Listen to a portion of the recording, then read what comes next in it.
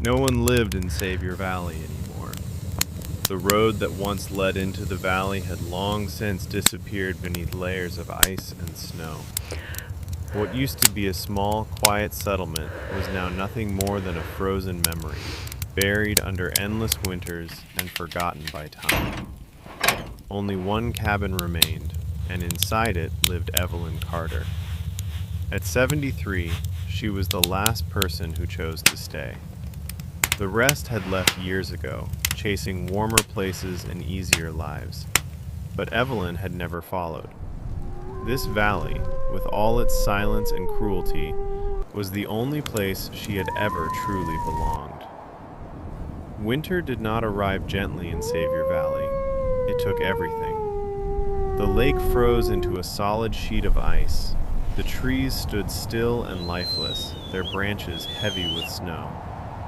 The sky remained gray for days, sometimes weeks, as if the sun itself had abandoned the valley. Evelyn had learned how to survive it. Each year, she prepared carefully. Firewood stacked high beside her cabin, shelves filled with canned food, tools kept within reach. Everything measured, everything planned. For decades, it had been enough, until this winter. The change came quietly at first, a shift in the air, a weight in the sky that felt heavier than usual. By the time the storm arrived, there was no warning left to give. It came with force. The wind tore through the valley like something alive, slamming against the cabin walls with relentless power. Snow filled the air, thick and blinding, erasing the world beyond a few feet. Within hours, everything outside disappeared into a white void. Then the power failed. Darkness settled inside the cabin, broken only by the dim glow of a lantern. The storm outside grew louder, its endless roar pressing against the thin wooden walls. Every gust made the structure tremble, as if it might break apart at any moment. The temperature dropped quickly. Cold air found its way through the smallest cracks, creeping across the floor, climbing the walls, sinking into everything it touched. The warmth that once filled the cabin began to fade. Evelyn turned to the fireplace. The flames were already weak, shrinking with each passing minute. When she opened the wooden box beside it, the truth became impossible to ignore. There was almost no firewood left. What had once been a careful supply was now reduced to a few remaining pieces. A small miscalculation, unnoticed until it was too late. Outside, the storm showed no sign of stopping.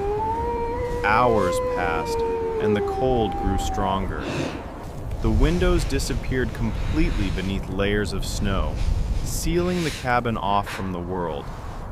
The walls creaked under pressure, the sound echoing through the silent room. Wrapped in layers of blankets, Evelyn sat near the fading fire, holding on to the last of its warmth. Around her, the cabin stood as a collection of memories. Faded photographs, worn furniture, the quiet traces of a life built over decades.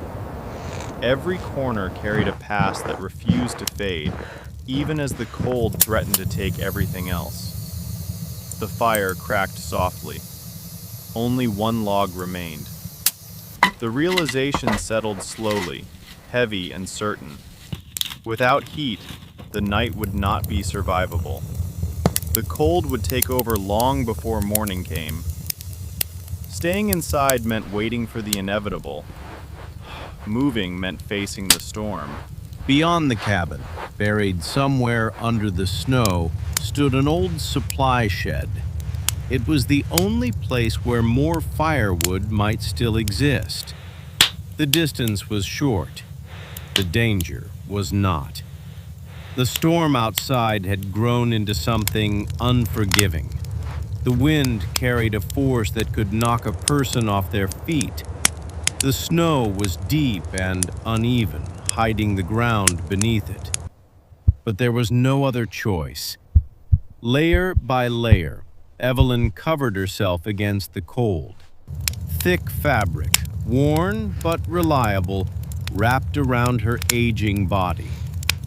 Each movement took effort, slowed by stiffness and time. At the door, the storm could already be heard in full force, pressing against the barrier between survival and exposure. When the door opened, the cold rushed in instantly. The world outside had no shape, no direction, only white, endless, and violent. The wind struck with immediate force, pushing against every step, resisting every movement. Still, she moved forward. Each step sank into the snow, heavy and unstable. The ground beneath was uncertain, hidden beneath layers of ice. The wind from every direction, disorienting and relentless. The cold reached through the layers, biting into skin, slowing the body with every passing second. Halfway to the shed, the ground gave way beneath her. The fall was sudden. The snow absorbed the impact, but the cold surrounded instantly, pressing in from all sides. For a moment, movement stopped. The body resisted, weighed down by exhaustion and freezing air. Time stretched in silence. Then, movement returned. Slow, unsteady, but determined. Pushing against the snow, rising back to unsteady feet, the journey continued. The shed emerged slowly through the storm, barely visible, its shape buried under layers of ice and snow. Reaching it required the last of her strength. The door was frozen shut, sealed by the cold. Effort after effort failed to move it. The wood resisted, locked in place by the storm. Force replaced patience. The impact cracked the frozen seal. The door gave way. Inside, darkness waited. Hands searched through the cold space, moving across rough surfaces until something solid appeared. Wood. Not much, but enough. Gathering what could be carried, the return began. The storm had not weakened. If anything, it had grown stronger. Each step back was slower than the last. Strength drained quickly, the body struggling to keep pace with the demand. The wind pushed harder, the snow deeper, the cold sharper. But the cabin remained ahead, a shadow in the white. Reaching it took everything that remained. The door opened. The storm was left outside once more. Inside, the cold still lingered, but there was no time to rest. Movement continued, slower now, closer to collapse. The fireplace waited. The remaining wood was placed carefully among the dying embers. Hands, shaking and unsteady, worked through the final task. A spark, then another. For a moment, nothing changed. Then the fire caught. The flame grew slowly, feeding on the wood, pushing back against the cold that had taken over the room. Light returned, faint at first, then stronger. Warmth followed, gradual but real. The cabin began to change. The cold retreated from the walls, from the air, from the stillness that had threatened to take everything. Outside, the storm continued without pause, burying Savior Valley deeper beneath the snow. But inside the small cabin, there was fire again.